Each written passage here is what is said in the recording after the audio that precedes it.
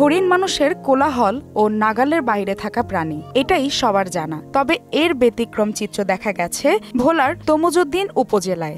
এক অদ্ভুত মায়ার বিনিশুতয়ে বাঁধা হরিণ আর নুরুল্লাহর দিনকাল। নুরুল্লাহ একজন বনরক্ষী হিসেবে জন্মের পরপরই হরিণ শাবকটিকে উদ্ধার করে পরম যত্নে লালন পালন করে বড় করেছে। সেই থেকেই নুরুল্লাহ তার কাছে উঠেছে আস্থা। ওয়ালটন ফ্রিজ কিনে অনেকের মতো আপনিও হয়ে যেতে পারেন মিলেনিয়াল। সেরা পণ্যের সেরা অফার আর বিশ্বাসের জায়গা। প্রায় ৩ মাস আগে গভীর জঙ্গল থেকে ভোলার বিচ্ছিন্ন দ্বীপচর মোজাম্মেলের একটি খালের ব্রিজের কাছে মিঠা পানি খেতে আসে এক ঝাঁক হরিণ। তাদের মধ্যে একটি গর্ভবতী হরিণ ব্রিজটির কাছে বাচ্চা প্রসব করে। এ সময় মা হরিণটি লোকজনের উপস্থিতি টের পেয়ে ভয়ে বাচ্চা রেখে অন্য হরিণদের সাথে দ্রুত পালিয়ে যায়। পরে খবর পেয়ে সেখান থেকে হরিণ ছানাটি উদ্ধার করে নুরুল্লাহ। সকাল থেকে ৩ মাস পর্যন্ত টানা দুধ খাওয়াইছি, যেমন সকালে খাওয়াইছি, রাত্রে ঘুমানোর আগ পর্যন্ত খাওয়াইছি। ঘুমের ২-৩টার সময়, ফজরের সময়, সবসময়। কেন তো বাচ্চা, একদিন তো বাচ্চা, আর ও মার কাছে থাকলে তো কিছুক্ষণ পর পরই দুধ খাইতো। এই কারণে আমরা ওর এককালে কোনো কমতি না হয়, এই কারণে সুন্দর করে দুধ খাওয়াইয়া বড় বানাইছি।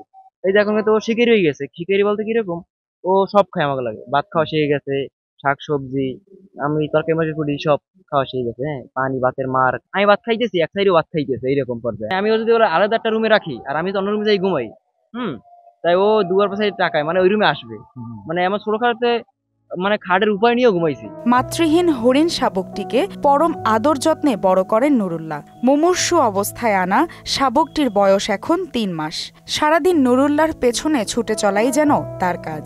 নিয়ম অনুযায়ী হরিণটিকে গভীর বনে অবমুক্ত করতে হবে। এ কথা ভাবলেই পানি চলে আসে নুরুল্লাহর চোখে। উপর দিয়ে সারা বলবে যে যদি চরে সারা হয়, তোর কুকরি মুকরি আরো হরিণ আছে, মানুষের সাথে চলতেছে, ফিরতেছে, খাইতেছে, ওই জায়গায় সারা হবে। হরিণটি বনে অবমুক্ত করার প্রস্তুতি নেওয়া হচ্ছে। জন্ম নেয়ার পর নুরুল্লাহর সহযোগিতা না পেলে হয়তো বাঁচত না হরিণটি। সব বুঝেও নিয়মের কাছে অসহায় বন বিভাগের এই কর্মকর্তা। আমাদের যে বন্যপ্রাণী আইন আছে, এই আইন অনুযায়ী এটাকে আমরা অবমুক্ত করব এবং এমন জায়গায় অবমুক্ত করবো যেখানে থাকলে এটা সুস্থভাবে বেঁচে থাকতে পারে এবং অন্যান্য প্রাণীর সাথে এবং পারিপার্শ্বিক অবস্থার সাথে খাপ খাইয়ে চলাফেরা করতে পারে এবং সুস্থভাবে যাদের সম্পূর্ণ জীবন সে পালন করতে পারে, সেই অবস্থায় আমরা এটাকে অবমুক্ত করবো। হরিণকে বনে যেতেই হবে, হয়তো আর দেখা হবে না নুরুল্লাহর সাথে, শুধু স্মৃতিগুলো কাঁদাবে। অদ্ভুত মায়ার টানে নুরুল্লাহ বনে গেলেই খুঁজে ফিরবে মায়াবী হরিণটিকে।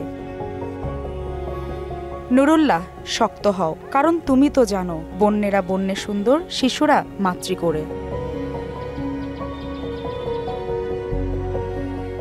মালিহা চৌধুরী, মোহনা ডিজিটাল।